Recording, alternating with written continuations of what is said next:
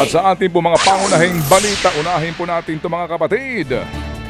Mas lumakas pa at naging tropical storm na ang bagyong Christine habang kumikilos. Palapit nga po sa Northern Luzon. Ayon po sa pagbabantay ng Pag-asa, huling namataan ng bagyo sa layong 390 kilometers silangan ng Virac sa Catanduanes. Mga kapatid, sa ngayon po sa pinakahuling report, may lakas yan ng hangin na aabot sa 65 km per hour at bugsong nasa 80 km per hour. Ito po'y humihigop ng lakas sa karagatan ha.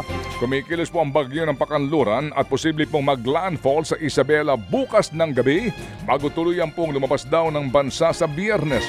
Dahil sa bagyo, nakataas ng signal number 1 sa ilang bahagi po ng Cagayan, Isabela, Quirino, southern portion po ng Nueva Vizcaya, Aurora, eastern portion po ng Rizal at Laguna, pati sa northern at eastern portion po ng Quezon Province, kasama na Ampulilio Island. Signal number 1 na rin sa Marinduque, Romblon, Camarines Norte at Camarines Sur.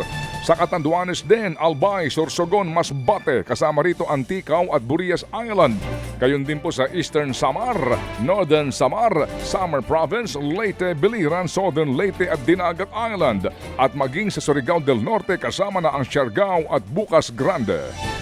Samantala, nagkansela na rin ang pasok ngayong araw ang ilang lugar sa bansa dahil pa rin sa epekto ng bagyong Christine.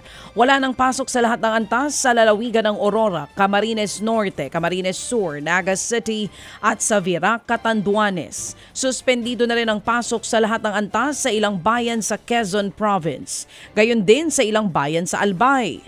Ilang bayan sa Sorsogon, Northern Samar, Calbayog City at Tarangan sa Samar, pati na rin sa Cebuco, Zamboanga del Norte, Talisayan, Misamis Oriental. Suspendido na rin ang pasok mula preschool hanggang senior high school.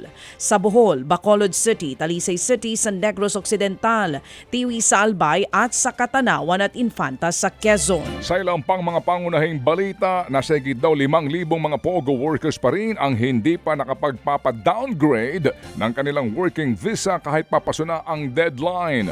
Ayon po sa Justice Department, otomatiko daw pong ida-downgrade ng pamahalaan ang naturang mga visa kaya hindi na maaaring pumasok sa ibang aktibidad ang mga dayuhang POGO workers habang nandito po sa Pilipinas.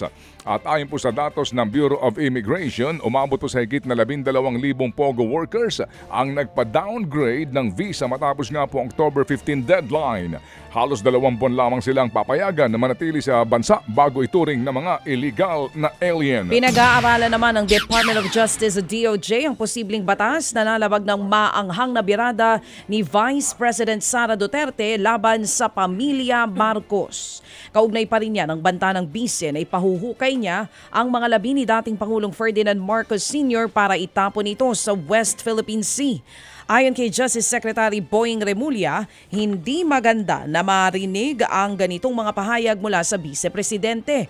Pero ang buwelta ni dating Chief Presidential Legal Counsel Salvador Panelo, wag na raw bigyan ng mali siya ang mga sinabi ng Vice Presidente. Lalo't hindi naman niya literal na ginawa ang kanyang mga naging pahayag.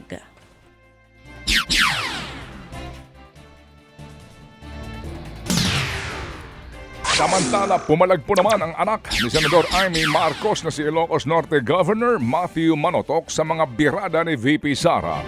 Kilalang magkaibigan si Senator Amy at ang mga Duterte. Kaya daw po'y nagulat daw si Governor Manotoc sa mga pahayag ng Vice Presidente.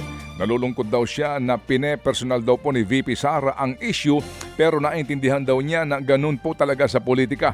Wala pa namang pahayag po ang ina niyang si Senator Amy Marcos tungkol sa mga naging pahayag ng kanyang BFF na si Sara Duterte. Ted Filon at DJ Chacha ngayon nasa Radyo 5 92.3 News FM Monday to Friday 6 to 10 a.m.